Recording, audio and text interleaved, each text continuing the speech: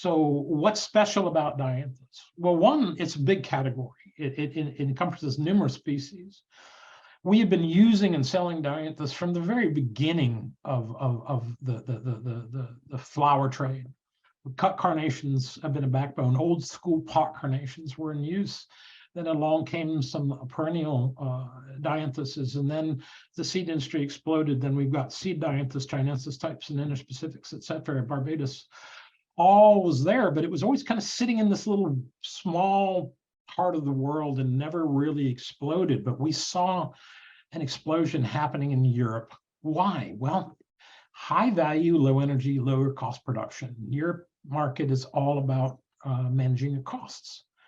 So early late shoulder market opportunities, the real meat of what Dianthus can do in the marketplace is it can bring you a product into the market year round, but the biggest opportunity is what we would call the front shoulder, which is basically February, March.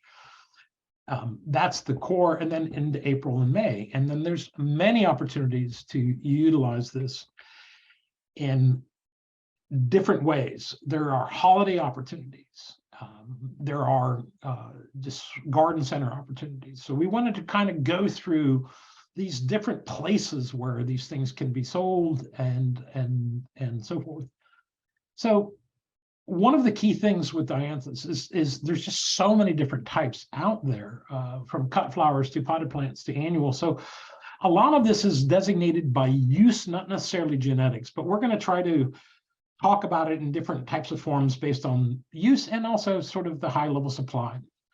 As Chris alluded to, why am I talking to you about this from Selecta right now? Well, for many, many years, this project began probably 12 years ago in the attempts to figure out how can we create a sanitation protocol that will meet or beat the standards that are required by USDA so that we could achieve an exemption to ship the cuttings from Kenya. And we did it. That farm in Kenya is NKT certification, high super sanitary farm.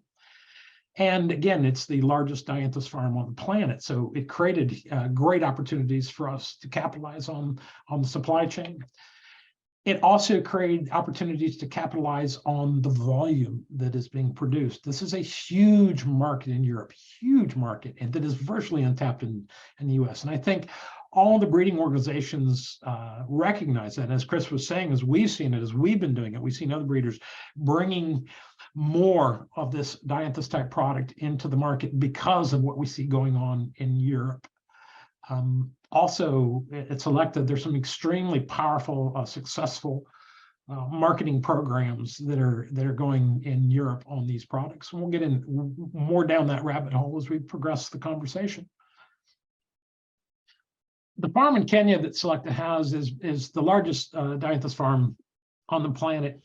One of the hurdles we had to get into some retail programs is because this is domestic supply and because the market had been relatively controlled, is numerous times I'd have the conversation with growers who are going, well, I would love to put in a program, but I don't see enough units on the dates that I needed to make this program work. So it was chicken and the egg, expensive domestic supply, and you don't want to produce the stock if you don't have the market. So we've been slowly building critical mass on the historical supply of cutting-based Dianthus in the domestic market. But now the opportunity is wide open. We have access to a farm that's producing over 150 million cuttings a year of pot and garden Dianthus alone, not to mention another farm in the cut Dianthus world that we're tapping into as well.